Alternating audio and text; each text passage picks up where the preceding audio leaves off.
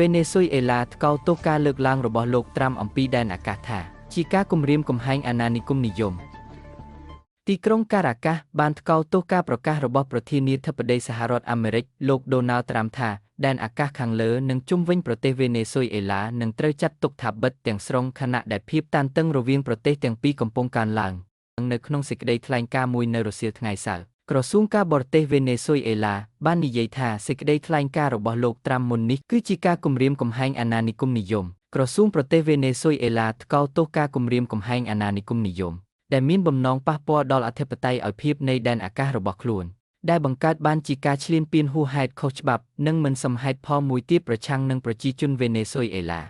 លោកត្រាំបានសរសេរនៅលើវេទិកា Truth Social របស់លោកនៅព្រឹកថ្ងៃសៅរ៍ថាចំពោះក្រុមហ៊ុនអាកាសចរអ្នកបើកយន្តហោះអ្នកជួញដូរគ្រឿងញៀននិងអ្នកជួញដូរមនុស្សទាំងអស់សូមពិចារណាថាដែនអាកាសខាងលើនិងជុំវិញប្រទេសវេណេស៊ុយអេឡាត្រូវបានបិទទាំងស្រុងការបង្ហោះនេះបានកើតឡើងចំពេលមានការកើនឡើងនៃវោហារសាស្ត្រជាច្រើនសប្តាហ៍ដោយមន្ត្រីជាន់ខ្ពស់អាមេរិកប្រឆាំងនឹងប្រធានាធិបតីវេណេស៊ុយអេឡាលោកនីកូឡាស់ម៉ាឌូរ៉ូនិងរដ្ឋាភិបាលរបស់លោកខណៈពេលដែលរដ្ឋបាលលោកត្រាំបាននិយាយថាខ្លួនកំពុងកំណត់គោលដៅប្រទេសវេណេស៊ុយអេឡាជាផ្នែកមួយនៃការជំរុញដើម្បីប្រយុទ្ធប្រឆាំងនឹងការជួញដូរគ្រឿងញៀនអ្នកជំនាញនិងអ្នកសង្កេតការណ៍សិទ្ធិមនុស្សបានព្រមានថាទីក្រុងវ៉ាស៊ីនតោនហាក់ដូចជាកំពុងដាក់មូលដ្ឋានគ្រឹះសម្រាប់ការប៉ុនប៉ងដកលោកម៉ាឌូរ៉ូចេញពីអំណាចព្រោះតែទីក្រុងវ៉ាស៊ីនតោនថាលោកម៉ាឌូរ៉ូជាមេដឹកនាំដោយខុសច្បាប់សហរដ្ឋអាមេរិកបានដាក់ពង្រាយនាវាផ្ទុកយន្តហោះទៅកាន់តំបន់ការ៉ាប៊ីននិងបានធ្វើការទម្លាក់គ្រាប់បែកជាបន្តបន្ទាប់លើនាវាដែលខ្លួនចោទប្រកាន់ថាមានជាប់ពាក់ព័ន្ធនឹងការជួញដូរគ្រឿងញៀន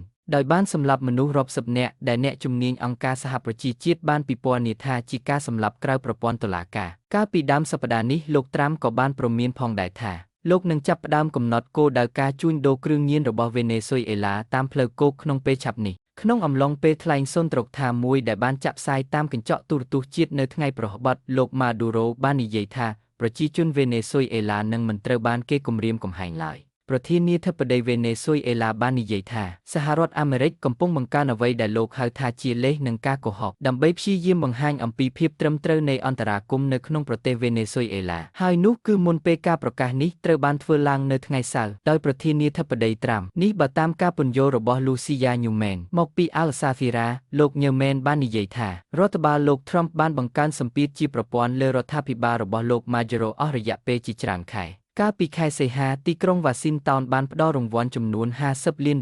សម្រាប់ព័ត៌មានដែលនាំទៅដល់ការចាប់ខ្លួនលោកម៉ាឌូរ៉ូដោយការឡើងទ្វេដងនៃចំនួនទឹកប្រាក់មុនហើយនៅដើមសប្តាហ៍នេះសហរដ្ឋអាមេរិកបានប្រកាសថាខ្លួនកំពុងកំណត់អ្វីដែលហៅថាកាតែដឺឡូសូលេដែលខ្លួនអះអាងថាមានទំនាក់ទំនងជាមួយលោកម៉ាឌូរ៉ូជាអង្គការគុភេវកម្មប្រជាជនវេណេស៊ុយអេឡាបានចាប់ផ្ដើមប្រើពាក្យថាកាតែដឺឡូសូលេក្នុងឆ្នាំ1990ដើម្បីសម្ដៅទៅលើមន្ត្រីយោធាជាន់ខ្ពស់ដែលបានក្លាយទៅជាអ្នកមានពីការរត់ពន្ធគ្រឿងញៀនក្នុងពេលជាមួយគ្នានេះមានរបាយការណ៍ថាប្រធានាធិបតីអាមេរិកបាននិយាយជាមួយសម្ភាគីវេណេស៊ុយអេឡារបស់គាត់កាលពីថ្ងៃសុក្រកាសែតដឹក New York Times បានរាយការណ៍ថាលោកត្រាំបាននិយាយជាមួយលោកម៉ាឌូរ៉ូកាលពីសប្តាហ៍មុនហើយបានពិភាក្សាអំពីកិច្ចប្រជុំដែលអាចកើតមានរវាងមេដឹកនាំទាំងពីរនៅសហរដ្ឋអាមេរិកដោយដកស្រង់សម្ដីមនុស្សជាច្រើនដែលមានចំណេះដឹងអំពីបញ្ហានេះកាសែតនេះបាននិយាយថាមិនមានផែនការនៅពេលនេះសម្រាប់កិច្ចប្រជុំបែបនេះទេដែលប្រសិនបើវាកើតឡើងវានឹងជាការជួបគ្នាលើកដំបូងរវាងលោកម៉ាឌូរ៉ូ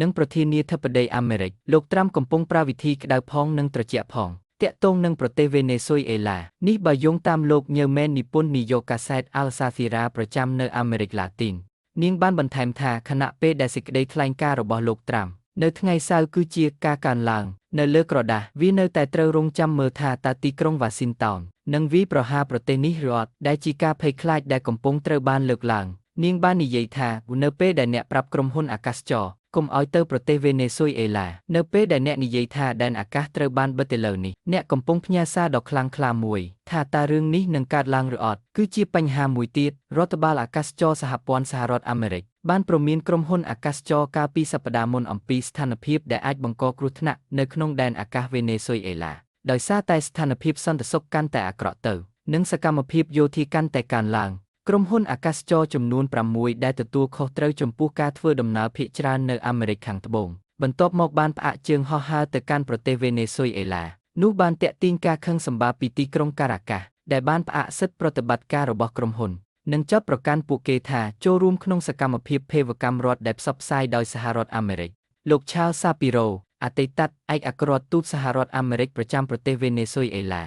បាននិយាយថាការប្រកាសរបស់លោកត្រាំកាលពីថ្ងៃសៅរ៍បង្កើនសម្ពាធលើលោកម៉ាឌូរ៉ូជាក់ស្ដែងអ្វីដែលរដ្ឋាភិបាលសហរដ្ឋអាមេរិកនិងប្រធានាធិបតីត្រាំចង់បានគឺឲ្យលោកម៉ាឌូរ៉ូចាក់ចេញពីតំណែងហើយនោះមានន័យថាគាត់ត្រូវតែចាក់ចេញពីប្រទេសលោក Shapiro បានប្រាប់ Al Jazeera លោកបានបន្ថែមថាខណៈពេលដែលការអះអាងរបស់រដ្ឋបាលលោកត្រាំថាសកម្មភាពរបស់ខ្លួនគឺជាផ្នែកមួយនៃការជំរុញដើម្បីទប់ស្កាត់ការជួញដូរគ្រឿងញៀនទៅកាន់សហរដ្ឋអាមេរិកចេតនាពិតប្រាកដគឺដើម្បីដកលោកម៉ាឌូរ៉ូចេញទន្ទឹមនឹងនេះលោក Francisco Rodriguez អ្នកស្រាវជ្រាវជាន់ខ្ពស់នៅមជ្ឈមណ្ឌលស្រាវជ្រាវសេដ្ឋកិច្ចនិងគោលនយោបាយដែលជាក្រុមអ្នកគិតដែលមានមូលដ្ឋាននៅសហរដ្ឋអាមេរិកបានព្រមានអំពីផលប៉ះពាល់ដែលគោលនយោបាយរបស់លោកត្រាំនឹងមានលើពលរដ្ឋនៃប្រទេសវេណេស៊ុយអេឡាដែលអស់រយៈពេលជាច្រើនឆ្នាំមកហើយបានតស៊ូជាមួយនឹងភាពក្រីក្រភាពអត់ការងារធ្វើនិងការធ្វើចំណាកស្រុកចេញទៅក្រៅប្រទេសយ៉ាងច្រើនលោក Rodriguez បានសរសេរនៅលើ X លោកបានមានប្រសាសន៍ថាប្រទេសដែលស្ថិតនៅក្រោមភាពងាយរងគ្រោះដោយការបិទផ្លូវអាកាសគឺជាប្រទេសដែលថ្នាំពេទ្យនិងសម្ភារៈចាំបាច់មិនអាចចូលបានហើយពលរដ្ឋរបស់ខ្លួនមិនអាចធ្វើដំណើរបានសូម្បីតែសម្រាប់ហេតុផលបន្ទាន់ក៏ដោយបន្ថែមថាប្រជាជនវេណេស៊ុយអេឡាមិនមែនជាបំណែកអុកទេនេះបើតាមរបាយការណ៍ពីសារព័ត៌មាន Al Jazeera ចុះផ្សាយនៅថ្ងៃទី29 វិច្ឆិកានេះ